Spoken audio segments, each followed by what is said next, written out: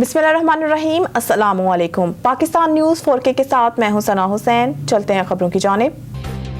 Fact finding committee गैर कानूनी जानना चाहते हैं फैजाबाद धरने का मास्टरमाइंड कौन था। चीफ जस्टिस फैजाबाद धरना नजरसानी केस की समाअत चीफ जस्टिस काजी फाइज ईसा की सरबराही में जस्टिस अमीनुद्दीन खान और जस्टिस अतहर मीनुल्लाह पर मुश्तमिल 3 रुकनी बेंच कर रहा है।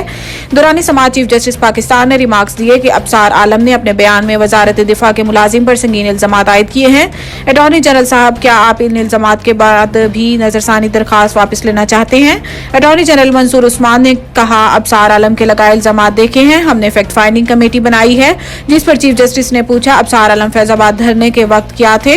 अटॉर्नी जनरल ने जवाब दिया, फैजाबाद धरने के वक्त अबसार आलम चेयरमैन पैमरा थे।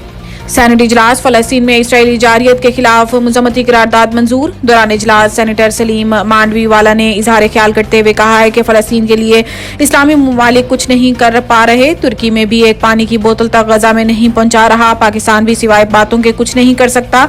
इन्होंने कहा है कि लगता है पाकिस्तान फलस्तीन की बजाय इसराइल की हिमायत कर रहा है। पाकिस्तान एक एटमी ताकत है, बहुत अहम किरदार अदा किया जा सकता है। मुझे खुद को मुसलमान कहते हुए शर्म महसूस होती है। कोई मुसलमान भी इनफरादी हैसियत में कुछ नहीं कर सकता। इजलास में निगरान वजीर खारजा जलील अब्बास जिलानी ने इजहार ख्याल करते हुए कहा है कि फलस्तीन में बच्चों को जिस तरह शहीद किया जा रहा है, इसकी मिसाल नहीं मिलती। यूनिसेफ के एक ओहदेदार के मुताबिक गजा कब्रिस्तान का मंजर पेश कर रहा है।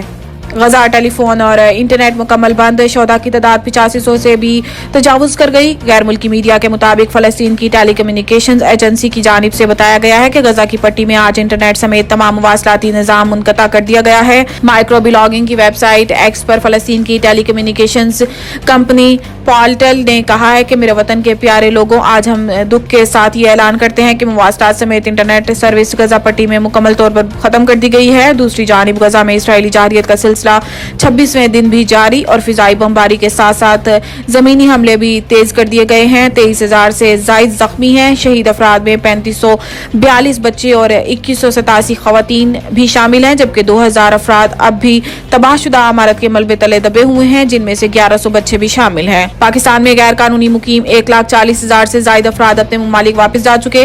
वजारत दाखिला की जानिब से जारी एलामिया में कहा गया है कि पाकिस्तान से गैर कानूनी मुकीम 1,40,322 अफराद अपने ममालिक वापस जा चुके हैं और ये तमाम अफराद रजाकाराना तौर पर अपने मुल्क वापस गए।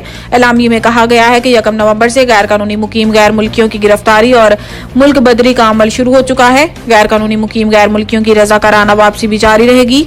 एलामिया के मुताबिक पाकिस्तान से वापस जाने वालों और मुल्क बदर किए जाने वालों से इज्जत और एहतराम के साथ बर्ताव किया जाएगा।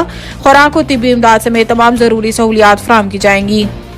मज़ीद न्यूज़ और अपडेट के लिए देखते रहिए पाकिस्तान न्यूज़ 4K।